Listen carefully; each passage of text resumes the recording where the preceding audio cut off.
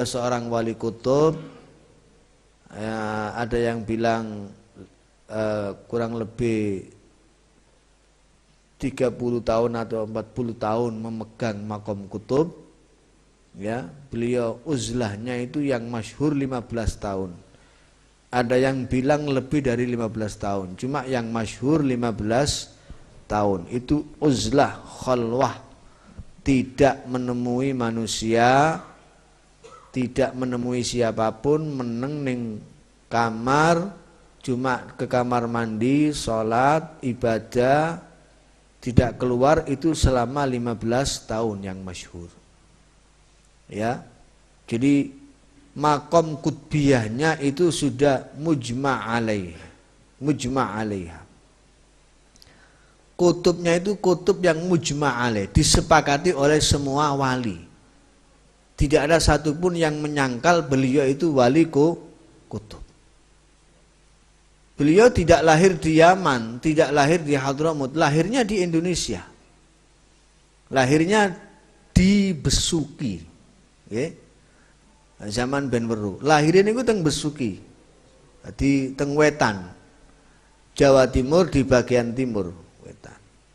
Cuma usia kurang lebih 7 tahunan sudah dikirim oleh neneknya ke Siwun, ke Hadramut. Ya, di sana yang ngaji kepada pamannya Al Habib Abdullah bin Umar As-Segaf, kemudian kepada Al Habib Abdul Qadir bin Qutban, kemudian yang paling lama itu ngajinya kepada Sahibul Maulid Al Habib Ali bin Muhammad bin Husain Al-Habsyi. Pulangnya ke tanah Jawa ini, ke tanah Jawa, kembali lagi ke Indonesia niku dibarengi dengan Habib Alwi bin Segaf As-Segaf Kebon Agung. Pulangnya itu bareng. Sama-sama nyantri ke Habib Ali Al-Habsyi Siwun. Cuma waktu itu Habib Alwi bin Segaf As-Segaf sudah di atas 30 tahun usianya. Habib Abu Bakar Gresik masih belasan tahun pulang itu. Ya, masih belasan tahun. Nah, kemudian setelah itu beliau tinggal menetap, setelah pindah-pindah kemana-mana itu terakhir di Gresik. Ya. Nah, beliau yang ada di foto ini di depan kita ini itu Masya Allah banyak sekali cerita-cerita tentang karomahnya yang kita tidak bisa sampaikan di waktu yang sangat terbatas. Cuma beliau itu terakhir memang beliau berdoa kepada Allah, minta diwafatkan umurnya kira-kira sama dengan Syekh Abdul Qadir Al-Jilani radhiyallahu anhu. Maka dituruti oleh Allah Ta'ala dungani wafati persis usia 91 tahun. Itu tahun 1958 Masehi. Wafat dalam usia 91 tahun. Tahun 1958 Masehi. 16 Dzulhijjah wafatnya, 17 itu jenazahnya. Satu-satunya jenazah sing teko omah dugi dalem niku, saking dalem medal teng jaba niku dikarak dengan tolak al-badru, itu jenazahnya beliau. Karena wasiatnya beliau. Beliau wasiat, aku nek mati metune jenazahku teko omah karaan nganggo tolak al-badru. Karena Kanjeng Nabi hadir niati tolak al-badru nggo hormat Kanjeng Nabi sallallahu alaihi wasallam. Karena beliau orang yang punya makom bisa bertemu langsung dengan Kanjeng Nabi. Makom yang sudah sampai ijtima' ma'an Nabi sallallahu alaihi wasallam yaqadhah itu maqamun yatwil maqamati kullaha. Makom yang bisa menutup semua makom. Jadi kabeh wali zamannya Habib Abu Bakar Gresik niku semua di bawah komando Habib Abu Bakar Gresik. Semua wali itu di bawah komandonya beliau. Jadi beliau rajanya wali di zamannya. Kabeh tunduk.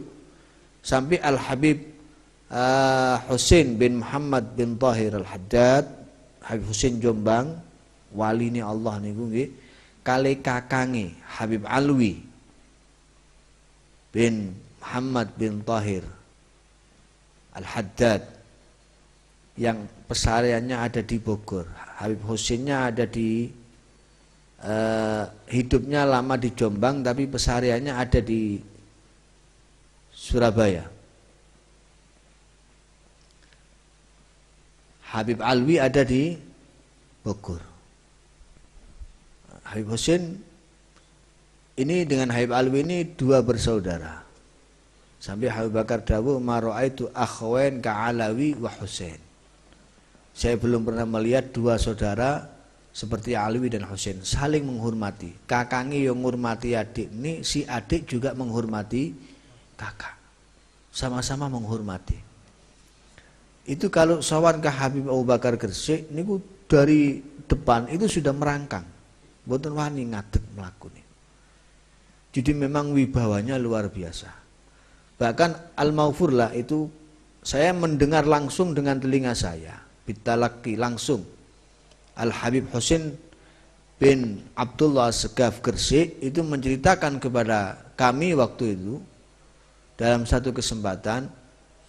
Beliau bilang Habib Abu Bakar ini sudah makomnya berat, makomnya sendiri itu sudah tinggi, masih menjadi penitipan makomnya wali. Jadi nek ono wali wafat, kalau ada wali mau meninggal dunia itu dilihat anak cucunya ada ndak yang mampu menerima makom ini. Kalau dilihat belum ada yang pantas, belum ada yang mampu, itu dititipkan ke wali yang lain. Nanti kalau anak cucu saya sudah mampu, berikan ke anak cucu saya.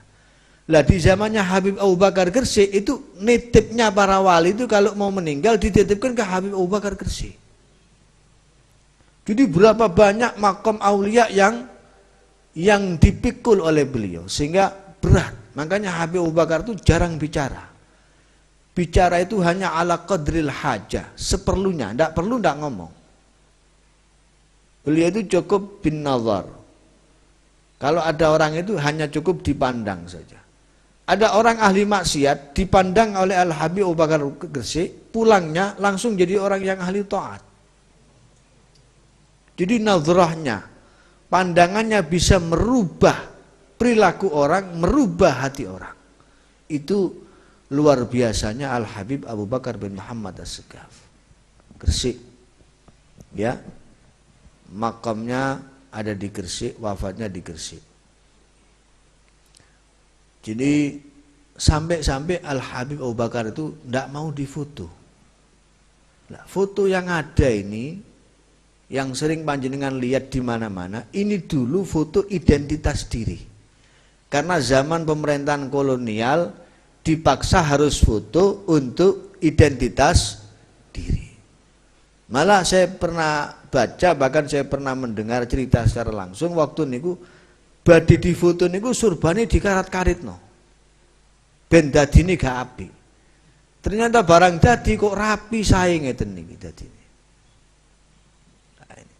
Cuma satu yang bisa mutu. Selain satu ini tidak bisa. Itu kakek saya, putra, salah satu putra beliau yaitu Al-Habib Segaf bin Abu Bakar bin Muhammad As-Segaf yang ada di Keraksan pesariannya. Itu kata Al-Habib Muhammad Syahab, beliau masih hidup Habib Muhammad Syahab ini ya, teman akrabnya Habib Segaf dan pernah berkhidmat kepada Habib Abu Bakar Gresik. Mudah-mudahan beliau panjang umur. Habib Muhammad Syahab ini ada di Malang tinggalnya sekarang.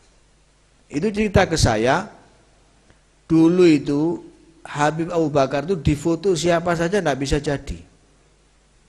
Gak iso dadi. Angger difoto gak iso dadi. Sampai pernah di Bondowoso itu waktu sholat berjamaah dengan banyak habaib, di situ ada Habib Muhammad bin Ahmad Al-Muhdhar, ada Al-Habib Muhammad bin Idrus Al-Habsyi, ada semuanya, guru-gurunya Habib Bakar ada di situ. Para wali-wali itu banyak di situ, kumpul. Lagi sholat berjamaah. Ono wong ngincer gue suwe. Fotone sapa wis mari aku duwe. Tinggal satu ini yang belum punya, Habib Abu Bakar Gresik. Tak colong engko pas waya sembahyang. Wis diniati. Begitu sholat difoto. Nah, ketika difoto itu kilat cahaya, pancaran cahayanya Kodak gitu. Kodak tak jeneng iki. Kodak ini merek nih mesti ini. Pancaran cahaya dari foto itu,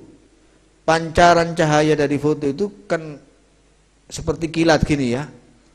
Itu Habib Bakar merasa terganggu sholatnya. Ini siapa kok ada orang kok ganggu sholat? Waktunya orang sholat kok difoto. Nah subhanallah, selesai kejadian itu ketika foto ini